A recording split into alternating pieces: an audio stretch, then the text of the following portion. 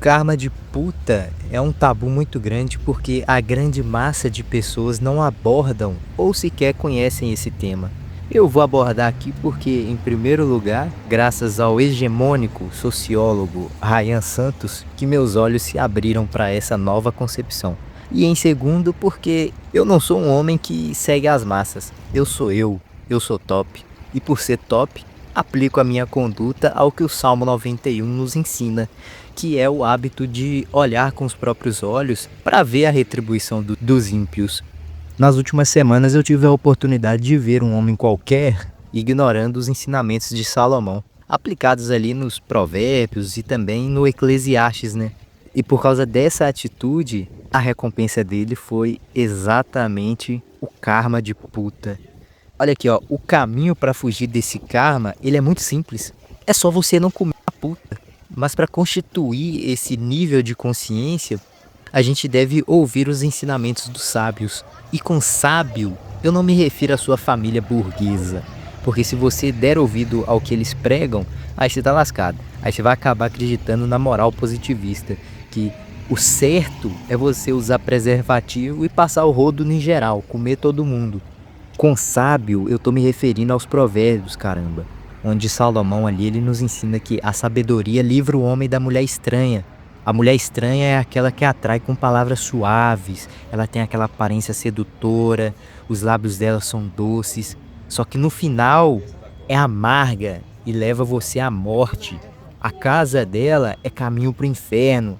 A gente tem que manter distância da porta da casa dela, porque senão você vai entregar a sua honra e a sua energia.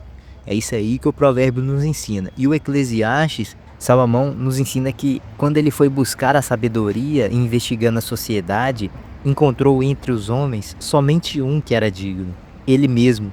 Mas entre as mulheres, não encontrou nenhuma. E que mais amarga do que a morte é a mulher imoral, cujo coração são redes e laços, e cuja paixão é uma prisão. O homem que é bom diante do Altíssimo escapa desse tipo de mulher, só que o insensato é preso por ela. O foda é que a gente tá tão avançado na revolução sexual que fica até difícil de saber quem é puta e quem não é. Porque ser puta não reflete apenas a ideia de alguém que vende o corpo por alguns reais.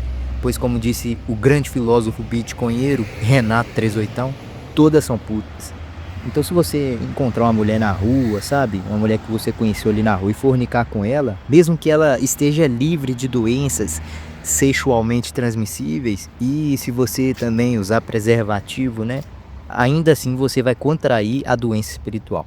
A doença espiritual é mais difícil de se livrar que a maioria das doenças que você vai ali no médico e ele te passa um remédio, uma receita, né, de um remédio. Tu vai lá na farmácia, compra e 3 dias depois você tá curado. Mas aí você pode estar pensando aí que o que eu tô falando é bobeira, que esse negócio de karma de p... existe. Se liga no que rolou com um sujeito que comentei no início do vídeo. Em um barzinho ele conheceu uma mulher tatuada e logo na primeira noite ele levou ela para um motel e cometeu o coito. No dia seguinte ao ato, cantando vantagem, sabe? Ele me contou como foi a sua noite. Mas uma coisa que eu percebi logo de cara, antes mesmo dele começar a contar a sua aventura de merda, o que eu percebi foi aquela baixa energia dele, sabe? O cara parecia que tinha batido uma laje sozinho, num sol de 40 graus, que o cara só voltava a deitar no chão. Aí não passou muito tempo e o karma de puta veio à tona. Durante a noite, a porta da casa do cara trancou sozinha, olha que loucura, trancou sozinha com a chave pra dentro, literalmente com a chave pra parte de dentro da casa, e ele ficou preso do lado de fora. Não me perguntem como isso pôde acontecer porque eu não sei, mas eu vi com meus próprios olhos. No dia seguinte, ele tinha que pegar serviço 9 horas da manhã e o relógio dele não despertou. Ele acordou meio-dia.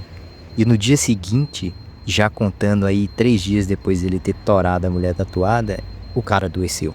Olha que loucura. Eu não lembro bem o que ele teve, mas o nariz começou a sangrar pra cacete, a cabeça doía muito, aí ele teve que gastar ali 600 conto com medicação. Agora ele não pode mais beber álcool, não pode ingerir álcool, não pode fumar, porque senão vai agravar ainda mais a situação dele. Então é claro que isso não é normal, pô. Até ele estranhou isso. Só que a reação foi presumir que ele estava enfeitiçado. que fizeram ali uma macumba para ele. Aí as pessoas do ciclo social consentiram com essa ideia dele.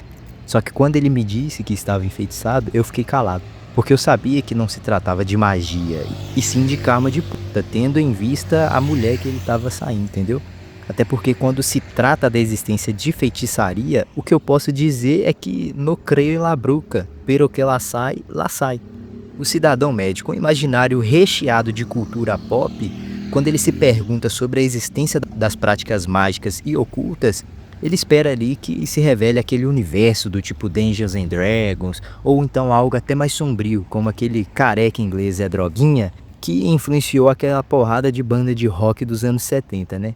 Só que a magia do nosso mundo real, ela não está tanto em acontecimentos sobrenaturais, mas no poder das palavras. Essa magia é parte de uma série de magias muito caóticas e muito sinistras, chamadas de palavras de poder.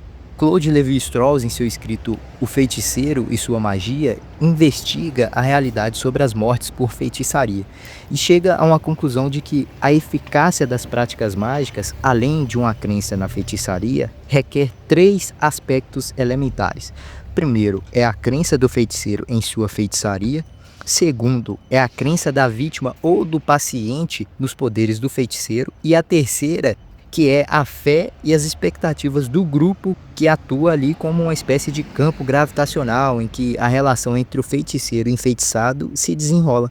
Tudo que eu estou abordando aqui nesse vídeo é para a gente encarar como fato que todas as atitudes dos ímpios sempre têm uma consequência prática em suas vidas. E por serem insensatos e ignorantes, acabam por não entenderem que esses acontecimentos são apenas consequência da sua insensatez. Então a gente tem que ser sábios, meus amigos. A gente tem que amar e nos apegar à sabedoria, pois nada nessa vida passa impune. Até o coito que você pratica tem consequências além do que a sua comunidade diz a você. Quando você se interessar por uma digníssima, você deve usar um esforço imaginativo para poder enxergar o que está além do seu conforto e também do seu desconforto, para você poder ver o que não se vê. Mas como esse aí é um exercício que demanda um certo esforço de inteligência e também de imaginação, eu vou pontuar aqui 2 características base que você percebe logo de cara, que é a tatuagem e o olhar de 1000 rolas. Vocês acham que é brincadeira, né, a tatuagem? A tatuagem, ela é uma interferência das energias negativas na vida de uma pessoa, pô. A pessoa não faz tatuagem quando ela tá bem da cabeça. A tatuagem, ela é um sinal que a pessoa já desistiu da vida e até se automutilou, pô. Você só vai riscar o seu corpo quando você tá sob interferência do mal. Ninguém faz tatuagem no momento feliz e positivo da vida. Até no prostíbulo, você vê que aquela mulher que tá ali, ela vale menos se ela tiver tatuagem. Tatuagem é satânica, é ruim tanto em homem quanto em mulher, mas é pior em mulher, porque o homem ele tem aquela coisa de ser machão, né? Os guerreiros maiores, eles eram tatuados, então a gente até deixa passar, mas a mulher com tatuagem é inaceitável. E se você for ali e fazer o caminho inverso do porquê aquela mulher fez a tatuagem, tem a ver com sofrimento espiritual. E em segunda via, é pai ausente. O olhar de 1000 rolas é a nova face do olhar de 1000 jardas dos soldados da guerra, que tem aquele olhar traumatizado, né, fixo no nada. Esse olhar de 1000 jardas é aquele olhar de uma alma retirada, o olhar parado, desconectado. É também uma forma ali do cérebro dizer, não posso mais processar isso. Então o trauma, ele é vivido dentro dos olhos, sabe? A mulher muito sexualizada tem o mesmo olhar. O corpo segue, mas o espírito já foi, já partiu. Esse olhar, ele é popularmente conhecido como olhar de 1000 rolas. E carrega aí uma trágica ironia, né? Porque a guerra delas foi no corpo, não no campo de batalha. Mas o efeito, ele é o mesmo. Esse olhar vazio, ele é resultado direto da fragmentação da identidade. Essas mulheres continuam atuando, mas por dentro já estão desligadas, né? Mulheres que têm muitos parceiros sexuais, elas desenvolvem em média menor estabilidade afetiva, né? O uso constante do corpo como moeda social afeta, inclusive, o ciclo dopaminérgico, né? Aí gera dessensibilização, né, ao prazer real. Então, a maquiagem pode até disfarçar, o discurso pode até esconder, mas os olhos não mentem. Os olhos são a última fronteira da alma antes da rendição. E quando você vê o olhar de mil rolas, é melhor tu sair correndo. No fim das contas, não existe almoço grátis, muito menos trepada grátis. Cada escolha que você faz na carne volta em forma de consequência no espírito. E não adianta você fugir, colocar cumba e macumba, em azar ou então em má sorte. A real é que o karma de puta existe, é lei da vida. E se você não aprender com os provérbios, vai aprender com a sua dor anal, entendeu? Então, antes de cair no olhar de mil rolas, lembra, não é só prazer de uma noite que está em jogo, é a sua energia, é a sua sanidade e, no fim, a sua própria alma.